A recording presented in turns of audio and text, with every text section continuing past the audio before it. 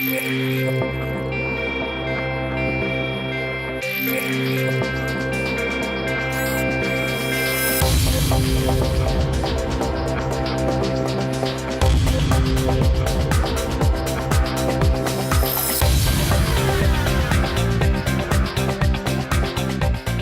have a blast of things for you this morning. This morning, for the first time ever, we normally have our city job fair with 10 to 12 employers from around the city and county of Denver. However, this morning, we are highlighting over 158 city jobs. Please give a hand for that.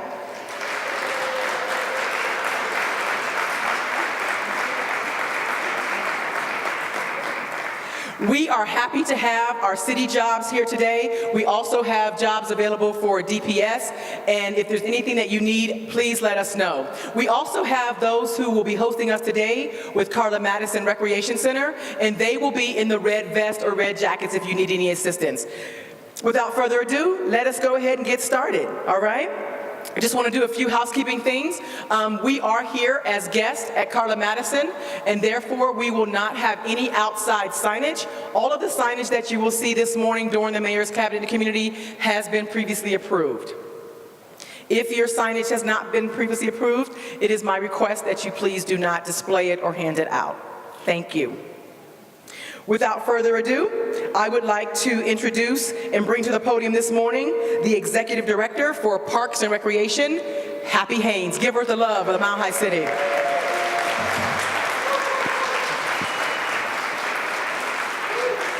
Thank you, Sean, and good morning. That was all right. Not enough coffee yet. There's coffee in the other room. Good morning. I'm delighted to welcome you to our 30th Recreation Center in Denver, Carla Madison Recreation Center. And Carla would be so tickled to have this group in this room. So let's make sure that her spirit follows us all morning long, and so I'm so glad to have you here and to welcome you to one of our fine recreation centers. So if this recreation center was open this morning, there would be about 3 times as many people that are in this room, in somewhere in here, people waiting for machines back there, people swimming laps downstairs, kids dragging their parents out early in the morning to get on the slide downstairs, classes where people are waiting in line to get in the door. This is a very, very busy recreation center that serves a very diverse community, and we're very proud of it. I want to acknowledge our recreation supervisor who runs the most amazing tight ship here, Matt Draper. Let's say thank you to Matt and his team. Love to have the rest of my colleagues from Parks and Recreation just raise your hands and be acknowledged for the tremendous work that you do every day.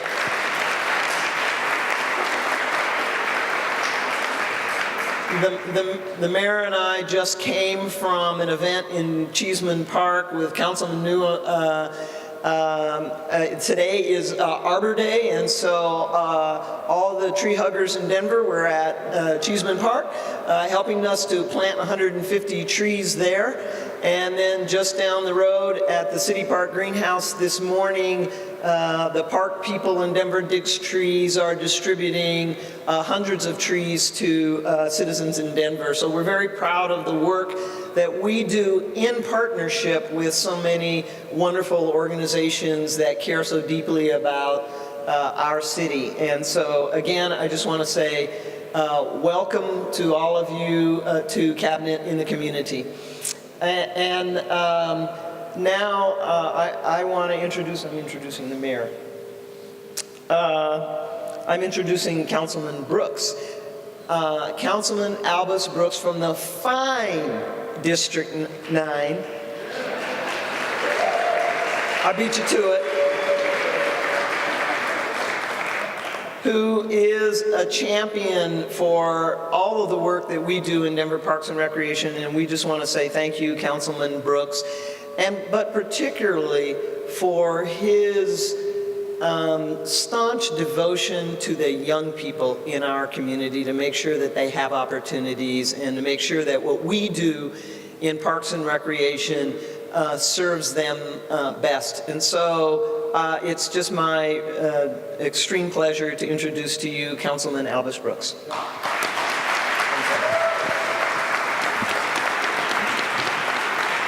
Good morning, good morning. I got to find out this real quick. How many District 9 representatives do we have, people who live in District 9? Wave your hands in the air. Wave them like you just don't care. Thank you for being here this morning. I'm so excited to be at Carla Madison. You don't even know. I'm here about 4 or 5 days a week working out over there with about 1,000 other people. This is the largest populated recreation center in the city, and it was designed especially for you. It was designed especially for East High School students who take the bus to school every day, and literally the path to the bus goes right through here, and they have to come through here first. And so because of what the mayor has done in allowing every young person in the city of Denver to come to a rec center for free, which should have always been, but he made it so young people use this rec center, and I know Matt Draper knows that more than anybody else because he got to deal with them young people every day after school. So we're excited. My name is Albus Brooks. I represent this district, and it is a pleasure. I just want to give you the quick boundaries of District 9 because some folks don't know. Colorado Boulevard to your east, Colfax right there. We share a boundary with District 10 to the south. Goes all the way to I-25, around the I-70 in Globeville, Elyria, Swansea, and back to Colorado Boulevard. So it is the urban district of the city, and it is the most diverse and eclectic district and toughest district. But we love it. We love it because we like to bring folks together. Let me just tell you some things that are happening. Obviously, the Carla Madison Rec Center is up and running. We're excited about that. Thank you, voters of Denver 2017, for passing the bond to allow us to do bus rapid transit on Colfax. So that will be coming and be implemented. Thank you so much. Over $50 million of bus rapid transit dollars coming. We will, and it's not on this part of the district, but on the other part of the district, on Downing and 37, we will be getting a full-service grocery store that will be serving SNAP benefits, hiring our local young people. So we're really excited about that. There's a lot of exciting things happening in this district. But I just want to say, as I introduce the mayor, just for being in this building. I remember I took over for Carla Madison in District 8 in 2011. She unexpectedly died of cancer. And she had a list of to-dos that she wanted to accomplish. And this rec center was called Central Denver Rec Center at first. And this is one of the things she wanted to accomplish. And Councilwoman Jeannie Robb and I went into the mayor's office and said, we got to get this done. And he said, yeah, let's get it done, but there's no money. We only had $4 million, and we came up with a very complicated financing structure using Tabor Reserve funds to fund this rec center. And very few people talk about this. And most of the amazing things in my part of the city, in District 9, would not have happened without Mayor Hancock. Mayor Hancock's vision, his forcefulness to talk to his CFO and other leaders in the city to say, let's get this done. And so I just want to introduce our mayor and thank him for the partnership that we have in District 9. Give it up for our mayor, Michael B. Hancock. Thank you, Councilman Brooks. Good morning, everyone. I am so proud to be here. We always enjoy cabinet in the community. I want to thank Councilman Brooks and for his leadership, and I can't stress enough how important it is to have an optimistic, positive, forward-thinking leader in your councilmanic district and in the city in general. And so he is a joy to work with, joy to watch, and a lot of what's happening out here is due to his energy and positivity continue to push. So once again, let's celebrate Councilman Brooks and thank him for his leadership and being here. We have a lot of folks in this room, and I want to thank you all for your presence this morning. The Cabinet and the Community is really about coming to the community. It's a unique effort to bring the entire cabinet and all the other agencies and partners to one part of the city on a Saturday every quarter for folks to come face to face. Today, if you so choose, you can talk to me one-on-one, you can talk to Chief Payson one-on-one, Happy Haynes one-on-one, Albus Brooks one-on-one, we got Denver Health and Hospital Authority here one-on-one. You can have a direct conversation with your elected, appointed, and career service leaders of the city of Denver. That is what we call bringing your government to you, meeting you where you are. Today in the room, we have several elected officials, and I want to acknowledge them. You met the councilman for this district, Albus Brooks. I'm going to ask if they will stand up. Let's first also acknowledge Beth McCann, our clerk and recorder. She's going to address us in just a moment. I said Beth McCann, I'm sorry. Beth McCann, our district attorney, right here. Deborah Johnson, our clerk and recorder. Come on, there she is. So wait. Wait. It's been a long election season. Beth McCann is our district attorney. Deborah Johnson is our clerk and recorder. Let's give them both a round of applause and thank them for their services. I apologize for that. Let's also give it up for our councilwoman at large. Robin Kanish is here. And I want to make sure no one has walked in since I sat down and I missed any of the elected officials. We also have all of our public safety agencies represented. Our police, our fire, our sheriffs, our paramedics are here. I'm going to ask if you let's give a round of applause to our first responders, folks who take care of us. Men and women in blue. Thank you all. Again, this is, we have our cabinet and agency officials here. I'm going to ask if our public servants will raise your hand just so that folks know you're in the room. Thank you all for being here today. Giving them your Saturday. Up in the air. There you go. Thank you all so very much. And so we're going to have just a brief program, and then we're going to break off in our resource fair-like conversation today. I just want to share with you a couple things that's happening in the city of Denver that are top of mind as you begin the process of visiting with us. Just last week or 2 weeks ago, we hosted our 5th annual Housing Summit. And we had about 800 people attend that Housing Summit. It is at that Housing Summit that we were able to, over the last 5 years, really craft and generate energy around our efforts to house all Denver residents in accessible, affordable, attainable, and decent housing. Our efforts are still underway. But today, as a result of conversations at that Housing Summit, as well as the efforts of our Housing Advisory Group, Denver today is investing more money in affordable housing than the entire state of Colorado. $60 million will be spent this year. There was $50 million spent last year. And I know we all agree there's a lot of work we have to do in terms of housing, and we have to continue our efforts to make this a regional effort. But I am proud that this is a community-led effort to make sure that we continue to stay focused on the priority of housing in the city of Denver. You know, there is not a greater crisis and challenge in America today than mental health. Everybody agree with that? We are facing what I would consider a state of emergency when it comes to addressing the issues of mental health.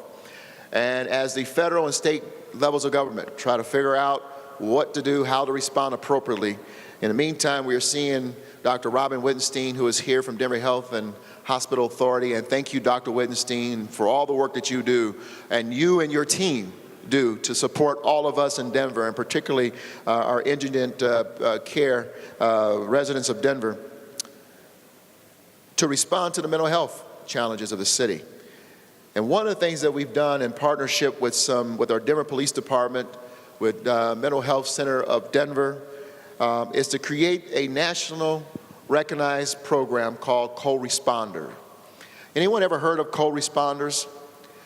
Well, yeah, it is a phenomenal effort. We have mental health professionals who sit in the second seat of our police cars. And they ride with our officers, they partner with our officers, and the goal is to break the very expensive cycle and come in contact with our mental health professionals, our mental health, our behavioral health residents who are challenged with mental health issues. Instead of that cycle from street to jail, back to the street, to citations, to court, these mental health professionals are helping us create direct pipeline from their home, from the streets, to services. It is a phenomenal effort that's taking place today. We have 24 co-responders working with our police department around the city of Denver. And if I can share with you a very brief story to underline that this is about all of Denver residents and how we break this cycle. I have a dear friend who is an accomplished professional who got in contact with me and asked if I would have coffee. And we sat down and we talked about the co-responder program, Chief, and what she shared with me was her desire to make sure that we always fund this program because it saved her life. As she experienced an unexpected death of her husband, and shortly thereafter she became an empty nester. Her kids were off to college. She found herself alone and almost by the minute was slipping deeper into depression to the point where she went off the radar. Friends who cared about her made a phone call to the police department asking for a welfare check. The officer responded, not knowing what they were looking for or what they were going to find, with a co-responder, a mental health professional. She didn't know about the co-responder program. She mentioned to me across the coffee table that co-responder saved her life, helped her get direct services, and she is now under treatment and doing very well today. And so that is an example of someone whose life was saved. We also want to mention the fact that our Go Bond program that was approved by the voters in 2017 is well on its way. We are seeing projects all over to Denver. We have committed throughout that process that with the $947 million of bond capacity, that we want to build equity. And so today in this room, we have our small business development team here. If you're a small business operator, have some interest in interacting with our Go Bond efforts in the city of Denver over the next 10 years, stop by Public Works, stop by our small business development office table, and inquire about how you can become involved in that. We want to see you involved. If you want to know more about information regarding the Go Bond program, go to denvergov.org/2017 Go Bond. Well, now we're ready for some updates, and I'm excited about all that's happening in this district and throughout the city of Denver. What we're going to see today, we're going to hear an update from, of course, our police chief and commander of this district. Then we're going to have Ashley Kilroy come up and give a report. It's Ashley, right? Okay, excise and licensing. Happy Haynes has already spoken, but we will also have our clerk and recorder come forward and give us a report as well. I think I've got some. Yeah, that's Deborah Johnson. Yes. Thank you. Happy. Yes, Deborah Johnson is going to come up and thank you. Man, you can't make a mistake in this city, man. So why don't we go ahead and get started? Y'all ready to roll? We're ready to roll. Let's get our brief reports. Let's start with the Honorable Deborah Johnson, our clerk and recorder. It's election season in Denver, Colorado. Sorry about that, my friend. I think I got a promotion out of this somehow. Sorry, Beth. Sorry. Anyway, good morning, Denver. First, I just want to say thank you. It has been really an honor and privilege to serve as your clerk and recorder for this fine city. 8 years ago, I had no idea what that journey would have brought, but it has been so fulfilling and so rewarding. It's beyond words. So thank you, citizens of Denver, for trusting me, supporting me, and really, really putting, elections and marriage licenses, marriage equality, and all those things forth. So thank you so much for your support.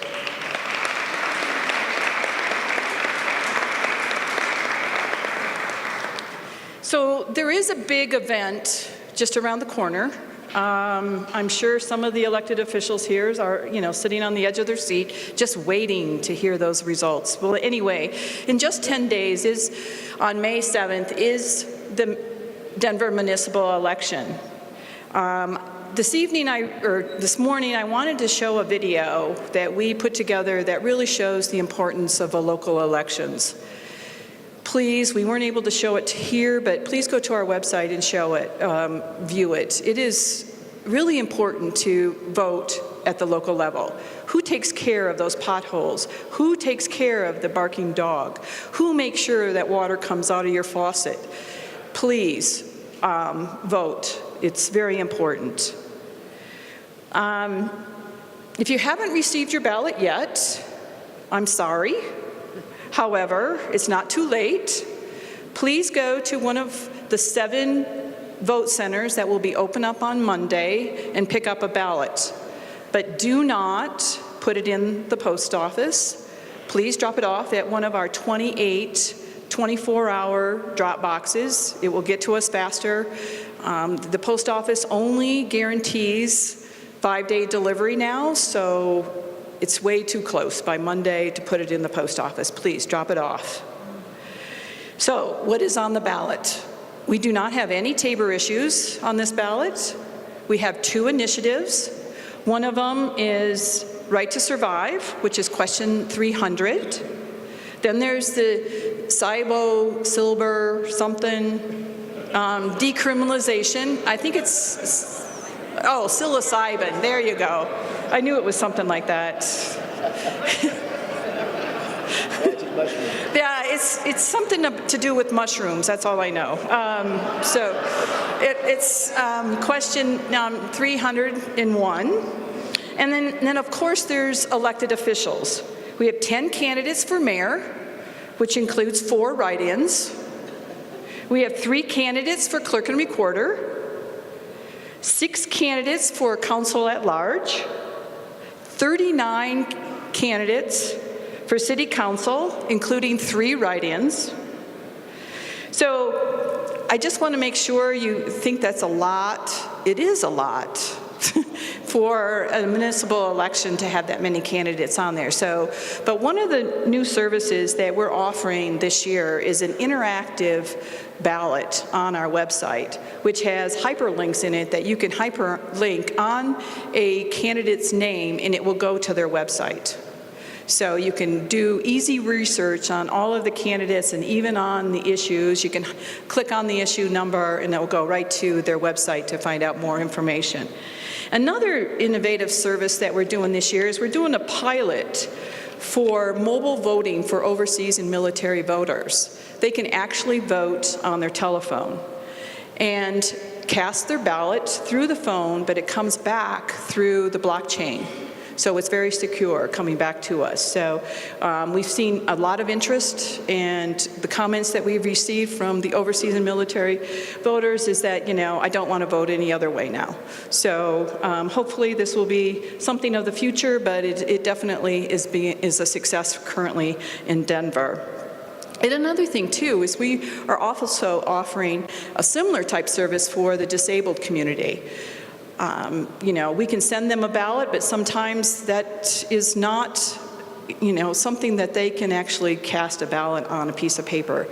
So historically, they have had to come into one of our vote centers and vote on a machine. Well, now we are giving them that same type of service of sending them an electronic ballot so that they can vote that ballot with any assistive equipment or devices that they may have at home so that they could cast that ballot. Also, I'm sure everybody wants to know, when are we going to put the results out for the election? We will start putting election results out at 7 p.m. on Tuesday, May 7th. And then we will post election results every 90 minutes. If we are still counting after 11:30, we will post our last election result at midnight, and then we're going to go home. So just want to make sure everybody knows we're going to go home. But and then we'll start counting again on Wednesday morning at 8 a.m., and then we'll start reporting those results every 90 minutes again on Wednesday morning. So one of the cool things about Denver is candidates have to win by 50% plus one, all but the at-large candidates. The at-large candidates is the top two. Whoever gets the top two vote getters are your candidates. But the others have to win by 50 plus one. So in the event that there are candidates that do not win by 50 plus one, we will have another election on June 4th. Don't forget, this one is just as important as the one in May. So please vote on the ballot that you will receive on June 4th for any candidates that didn't get a majority. So anyway, please, I'm just going to reemphasize, May 7th, drop your ballots off, don't put them in the post office, and good luck, candidates. Good job. We got silver, 7 stuff. Silver, Cybo. Thank you, Clerk Johnson, for that update. Very important election in the city of Denver. We have, along with the clerk and recorder, a couple other leaders of independent agencies here. I just want to acknowledge them. Of course, we acknowledge Dr. Robin Wittenstein from Denver Health and Hospitals Authority. Stand up so everyone can see you, Dr. Robin Wittenstein. I see Michelle Jesk, our city librarian, is in the house as well. Thank you, Michelle. Nick Mitchell, our independent monitor, is here as well. Thank you, Nick. And anyone here from the auditor's office? No? Well, we want to thank our auditor as well for the work that he does as well. Let's bring up our illustrious and smiling police chief. Y'all make some noise for Paul Pazin.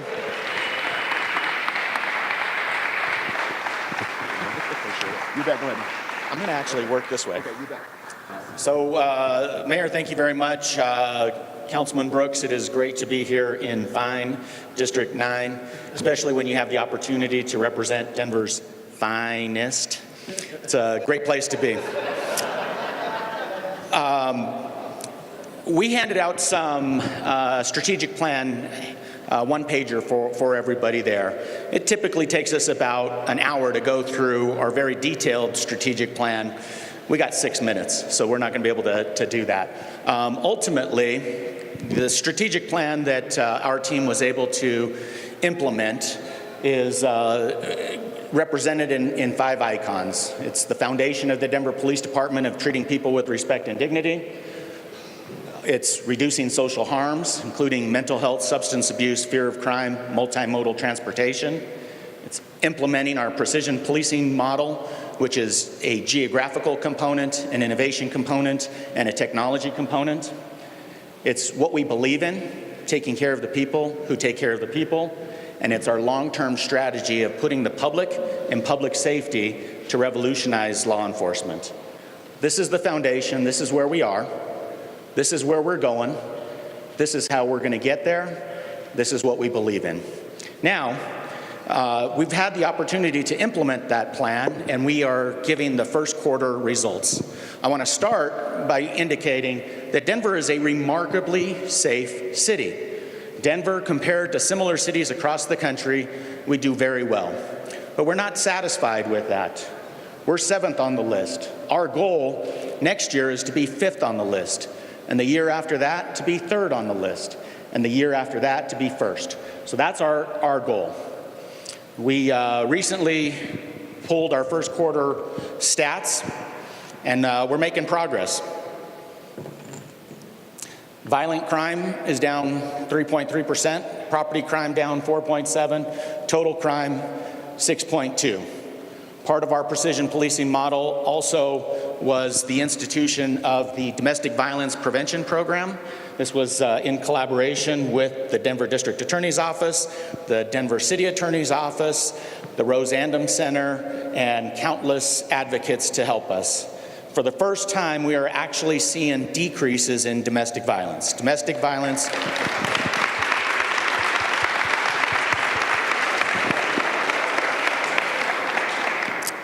In a growing city, domestic violence impacts all socioeconomic classes, and we saw a trend line that matched the growth in our city.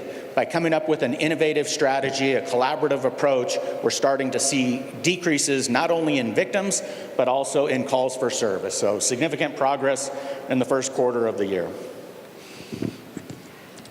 One of my favorite indicators is this. We have a 9.1% decrease in arrests, nearly 10% decrease in arrests. I just told you that crime is down. This shows us that it's not about arresting people for public safety. It shows that arresting the right people, focusing your efforts on those that create the greatest harm, those that exploit our vulnerable populations, guns, drug dealers. Focusing our efforts on the right areas is how we can have a decrease in total arrests and a decrease in crime.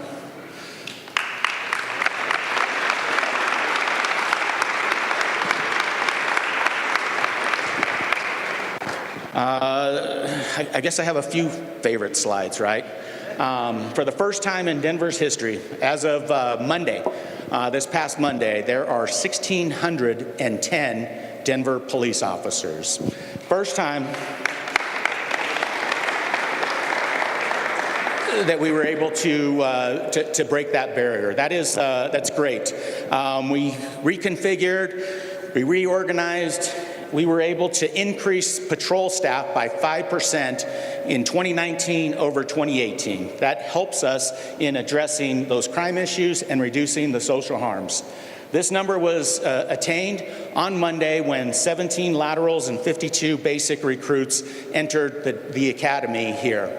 I'm also proud to say that over 40% of our police recruits are women and people of color.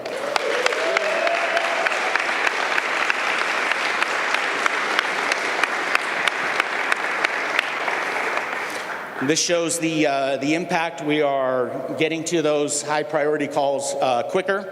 2018, we see this trend line, 11 minutes and 53 seconds. In 2019, with that 5% increase in patrol, we're down to 11 minutes and 4 seconds. We expect to go below 11 minutes in 2019.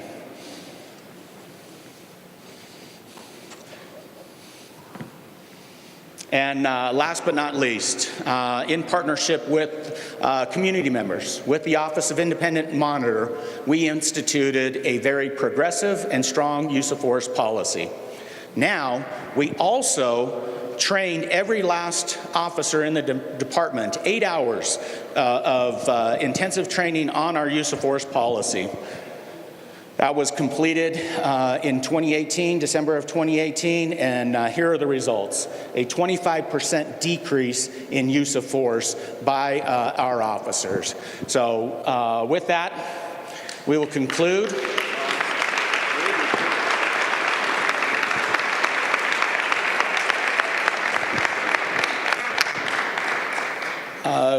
We will continue to answer any questions here at our table, but we look forward to additional collaboration and innovation to help this city, to help the people that make up this city, to have a vibrant community where people can live, work, and play and have a high quality of life. So thank you very much. Good job, Chief. That's an excellent report. Excellent report. Keep it going for our police department, Chief Pays and his leadership team.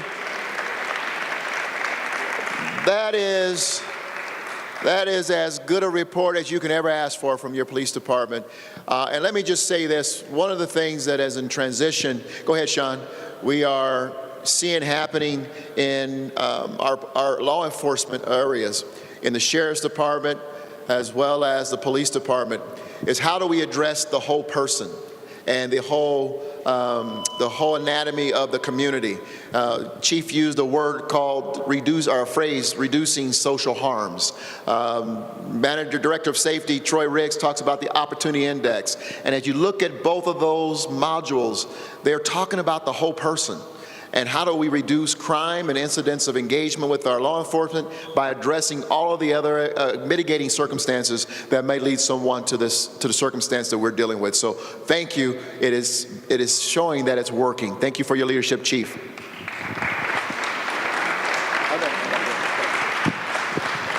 All right, Happy Haynes, you're up next. Come on down. You have your chance for a presentation. Thank you, Mayor. You heard a little bit earlier about our wonderful recreation staff here.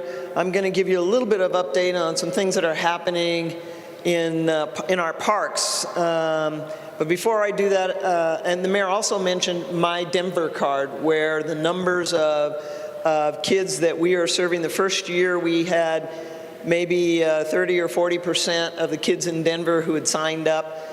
Today we have over 100,000 kids who have My Denver cards and free access. Yes. And not only free access to our recreation centers, but because of extraordinary partnerships with many of our cultural institutions, access to our libraries, to our zoo, to our museums.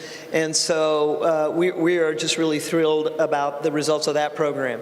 And then, because we believe that a city that is the most livable city and welcoming to all is a city that is great for 8-year-olds and great for 80-year-olds.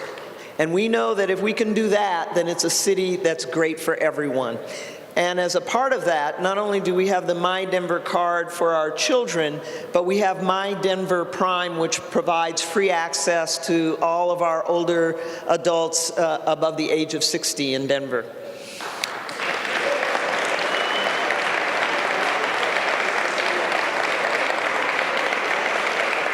In the first year of this program, we have more than doubled the number of older adults who are using it. And these are new users of our facilities, and it means that we're helping to address some of the healthy living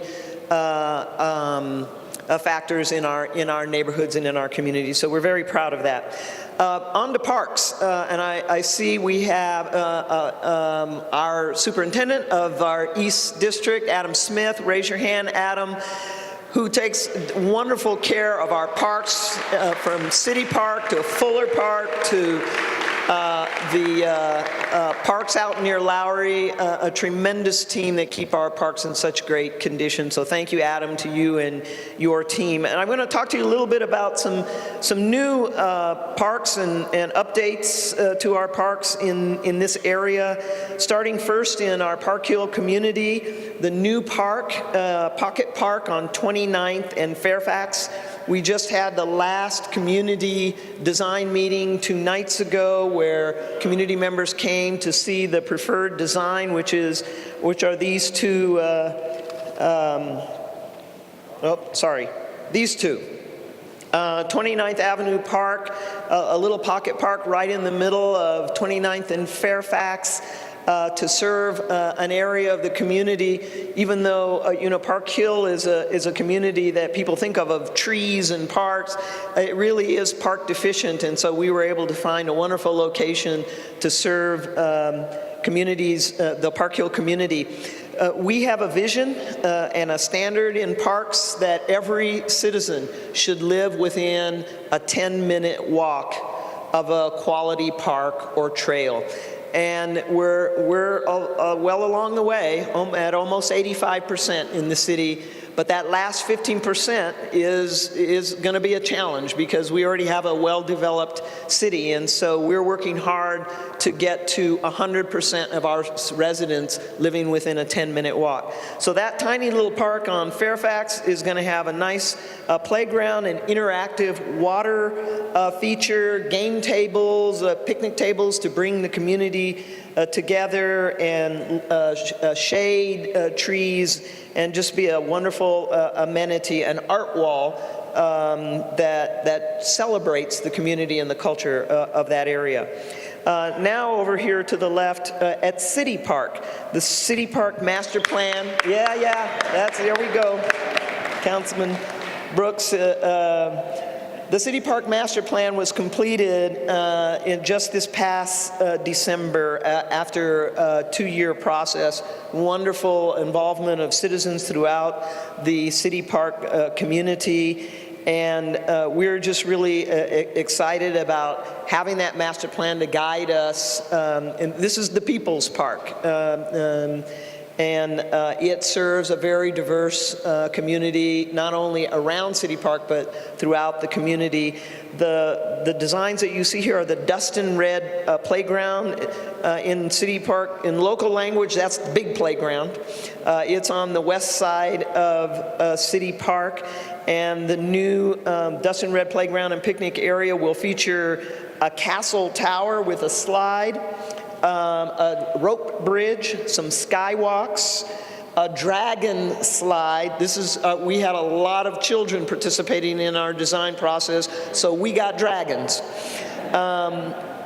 We have an under 5-year-old playground to serve our youngest, and a scooter track. So we really, with the input of the community, have created what I think will be a really stunning playground to serve all of the City Park neighborhoods. The City Park South. Now this is the little playground in local parlance, and that is the playground that's just west of the Museum of Nature and Science.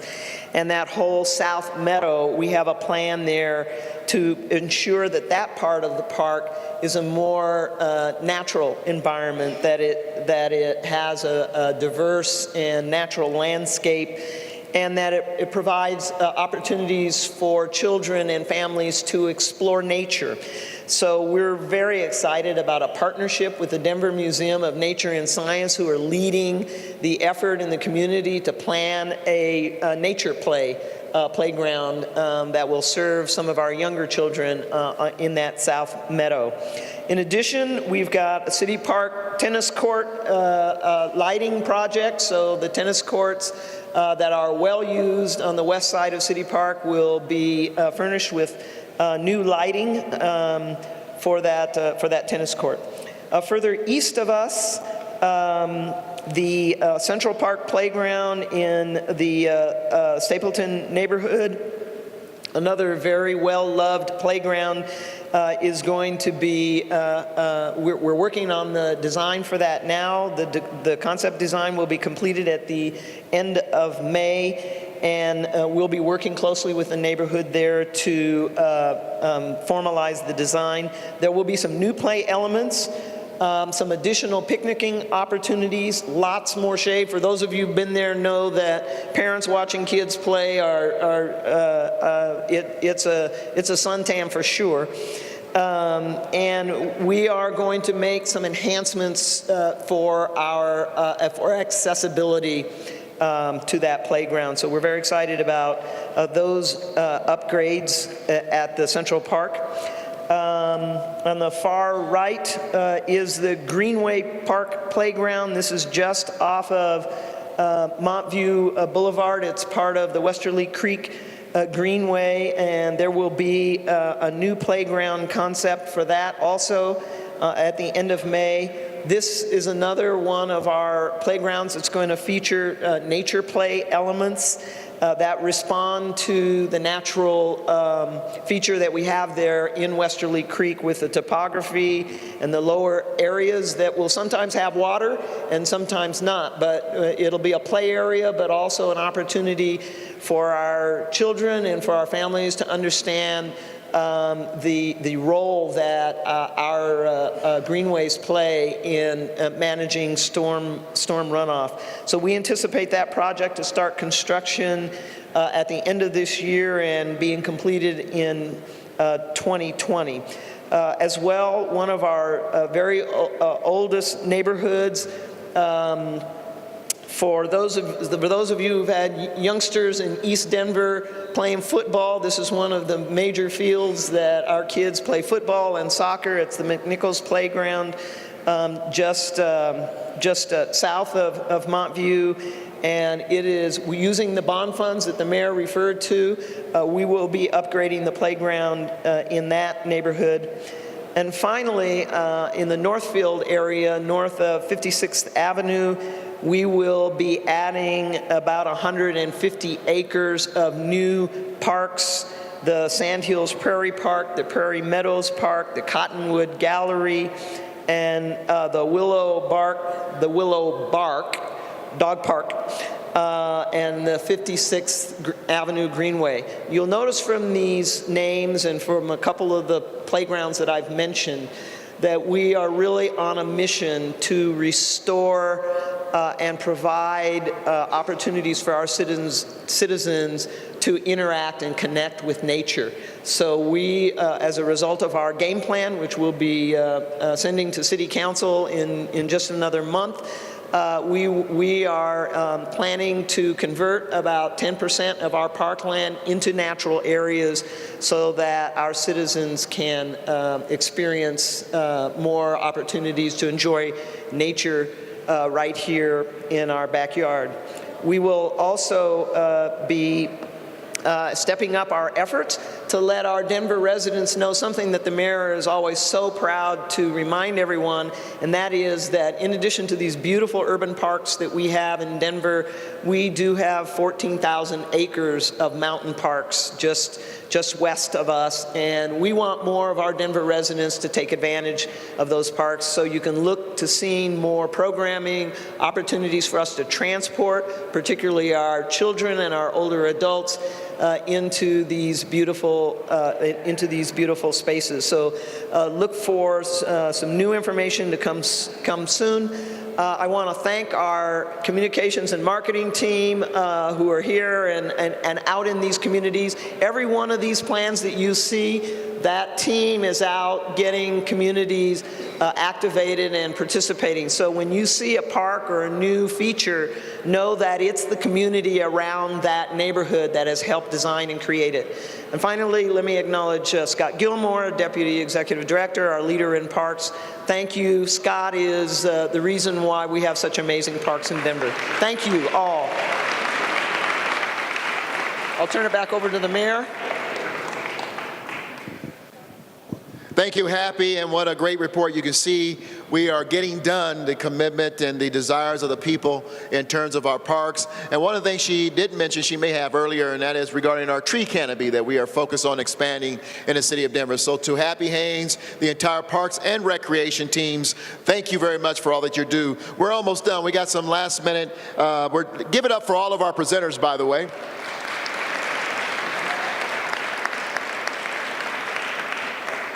I also going to ask you if you would join me in thanking our facilities, our recreation team here at Carla Madison, as well as our Denver 8 teams who arrived early this morning to get set up for us to do this, and always are the foundation in which we stand on to do these great events. Would you give our team members a round of applause? Thank you all so very much.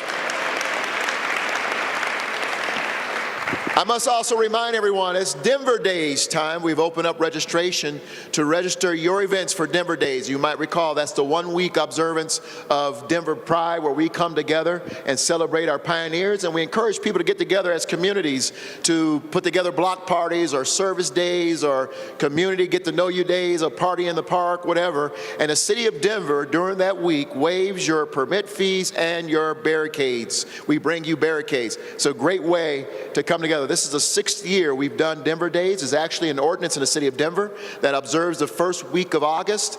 And we have now over 250 events on average that take place throughout the city of Denver during this week. So mark this down, August 3rd through the 11th, Denver Days in Denver, Colorado. You can register your event at denvergov.org/Denver Days. So please think about doing a block party or service day event.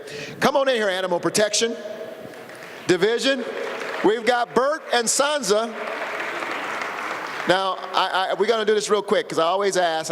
This is my favorite part of Cabinet Community, where we get to bring the little animals up here and remind people that Denver has an award-winning animal protection program, and we have animals who are ready for adoption. And today we have Bert here and Sansa is named after Game of Thrones. Game of Thrones.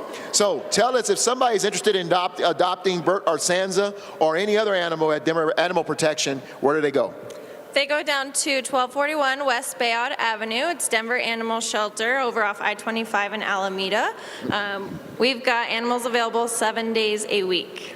And can they go online and see what animals are available? Yes, and our website is updated once an hour. And what's the website address? DenverAnimalShelter.org. DenverAnimalShelter.org. You got something to say, Bert? All right, thank you, Animal Protection, and let's find a home for Bert and Sansa, two wonderful Chihuahuas. Thank you, Bert. All right, folks, we are on schedule. Make some noise. Presenters did it well. We are on schedule. On your seat, there are surveys in which we ask you to fill out and let us know what you thought of the presentations. I got to tell you, these are some of the best presentations I've seen in Cabinet and Community today. I think very substantive and very well done. We ask if you'll remain in your seats so that those surveys can be filled out. And I'm going to bring Sean Johnson up. Sean, and our community engagement team, I know that Jessica was involved, and who else? Pity Monez. Would you give it up for our coordinators for our Cabinet Community? Thank you, thank you. Wow, those were indeed great presentations, a lot of great work. I was really happy to hear that the kids are the ones who picked the dragons. It's so good to know that we as a city include all of our community residents, including our children. It's a big deal that they have a voice about our parks and what's happening in our community. If I can have everyone stay in their seats, each and every one of you has a pink survey, if you can hold it up for me. That would be great. We would love to have you fill those out. Don't worry about filling them out just now. We'll walk around to your tables, and for those of you who are visiting tables, we will walk around and pick those up for you. Mayor Michael B. Hancock's table will be just to my left over here, if you're interested in seeing the mayor. Happy Haynes, where's your table? Happy Haynes' table is right in the back over there. Chief, where's your table? Right in the back. We want to make sure, over there. We want to make sure that you are able to go to the clerk and recorder's table, that you are able to see city council and all of our city leaders. So please take the time to fill out those surveys for us. We'll pick them up. It's really important that you do that. The only way that we can make a cabinet in the community fit your needs and respond to what you're asking is if you communicate with us, okay? At this time, I'm going to ask that everyone rises up, fill those out, and enjoy the city fair portion of this Mayor's Cabinet Community. Thank you so much.